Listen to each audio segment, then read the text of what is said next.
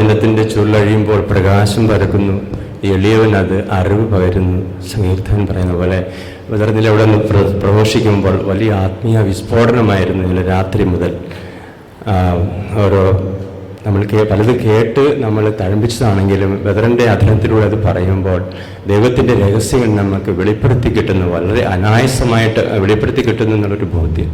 അതായത് ബദർ പറഞ്ഞൊരു ക്യാപ്സുൽ രൂപത്തിൽ നമുക്കത് ലഭിച്ചുകൊണ്ടിരിക്കുകയാണ്. അവർണ്ണനീയമായ ദാനത്തെക്കുറിച്ച് കർത്താവിന് നമുക്ക് നന്ദി പറയാം.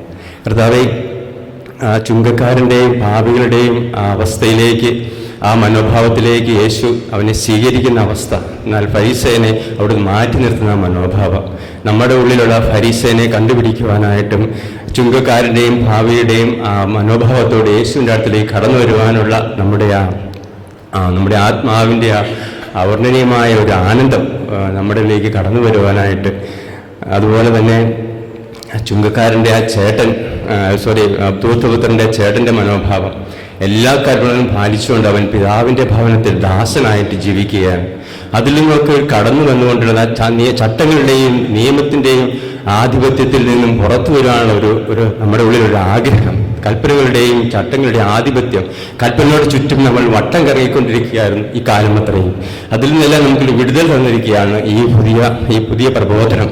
ഈ പ്രബോധനം നമ്മൾ കത്തിപ്പടരുവാനായിട്ട്, അത് എവിടെയെല്ലാം നമുക്കത് പ്രഘോഷിക്കാൻ സാധിക്കുമോ, അത് ഏതെല്ലാം രീതിയിൽ പ്രഘോഷിക്കാൻ സാധിക്കുമോ, അതിലുള്ള പുതിയ മാനങ്ങൾ കണ്ടുപിടിക്കുക നമ്മളിലൂടെയാണ് ഇതിന് ലോകങ്ങളിലേക്ക് അറിയേണ്ടതെന്നുള്ള ബോധ്യത്തോടുകൂടി നമുക്ക് സ്വാധീനം ചെലുത്താവുന്ന എല്ലാ സ്ഥലങ്ങളിലും നമ്മൾ ഈ പുതിയ പ്രബോധനം കൊണ്ടെത്തിക്കുക എന്നുള്ളതാണ് നമ്മൾക്ക് സുവിശേഷത്തിൽ നമുക്ക് ചെയ്യാൻ സാധിക്കുന്നതാണ് ഞാൻ വിശ്വസിക്കുന്നത്.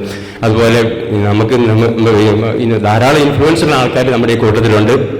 അവർക്കൊക്കെ നമുക്ക് വേണം ഈ പ്രബോധനം കൊണ്ടെത്തിക്കുവാൻ സാധിക്കുമെന്നാണ് എൻ്റെ വിശ്വാസം. നമ്മളിലൂടെ ഇത് കത്തിപ്പെടണം, ഇത് ലോകം മുഴുവൻ അറിയണം ഈ പുതിയ പ്രബോധനം. പഴയ വീഞ്ഞ് കുടിച്ചിരിക്കുന്ന നമുക്ക് ഒരുപക്ഷെ പുതിയ വീഞ്ഞ് ഉൾക്കൊള്ളുവാനായിട്ട്, പുതിയ വീഞ്ഞ് കുടിക്കുവാൻ അല്പം ബുദ്ധിമുട്ട് തോന്നിയേക്കാം.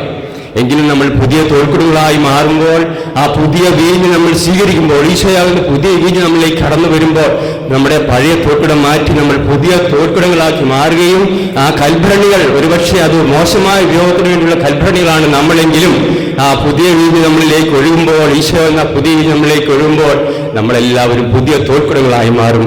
അങ്ങനെ ദൈവരാജ്യത്തിൻ്റെ ശുശ്രൂഷ നമ്മൾ കത്തിപ്പടരാൻ സാധിക്കുമെന്നാണ് ഞാൻ വിശ്വസിക്കുന്നത്. ഒരിക്കൽ കൂടി അവിടെയുമായി ധാരാളം നന്ദി പറയുന്നു. Praise the Lord. Yes. Next, please.